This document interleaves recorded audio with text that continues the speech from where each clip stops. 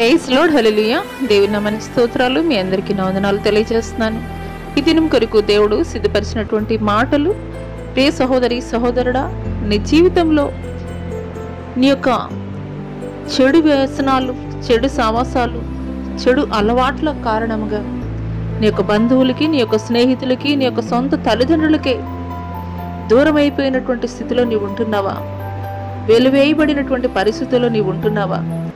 ఆ యొక్క వ్యసనాల నుండి విడుదల పొందుకోవాలని నీ యొక్క ప్రయత్నాలన్నీ విఫలమైపోయినటువంటి స్థితిలో నీవు ఉంటున్నావా?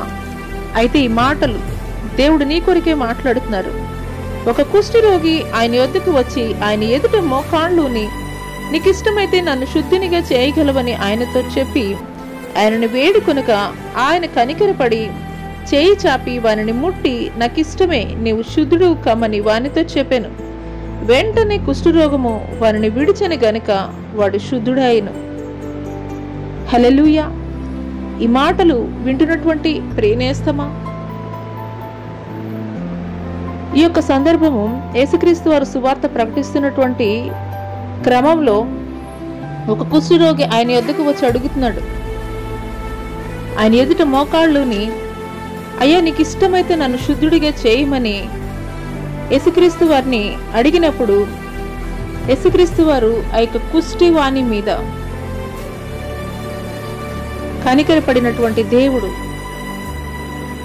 ఆ యొక్క కుష్టి వ్యాధి నుండి విడుదల కలగజేశాడు.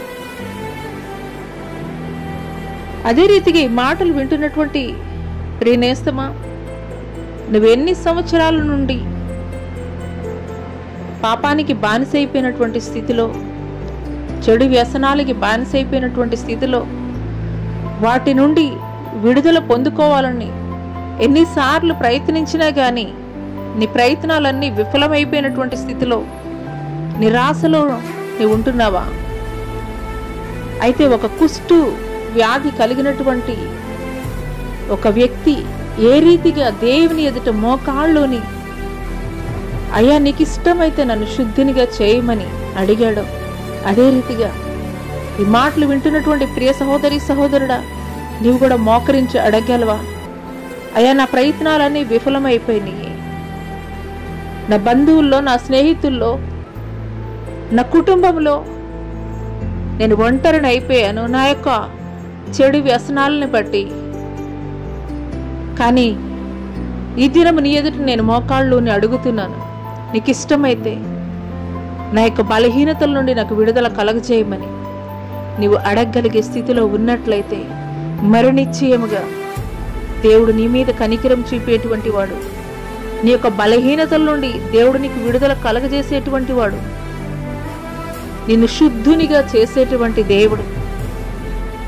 అయితే ఇంకా ఆలస్యం ఎందుకు? ఇప్పుడే మోకరించు, దేవుణ్ణి అడుగు, అయ్యా నా ప్రతి బలహీనతల నుండి నాకు విడుదల కలగజేయమని నువ్వు అడగగలిగినట్లయితే నువ్వు కోల్పోయినటువంటి జీవితాన్ని దేవుడు మరలా తిరిగి నీకు బహుమానంగా అందించబోతున్నాడు. నీ ప్రతి వ్యసనాల నుండి నీకు విడుదల కలగజేసి అటి కృప దేవుడు నీకు కలగజేయనుగాక.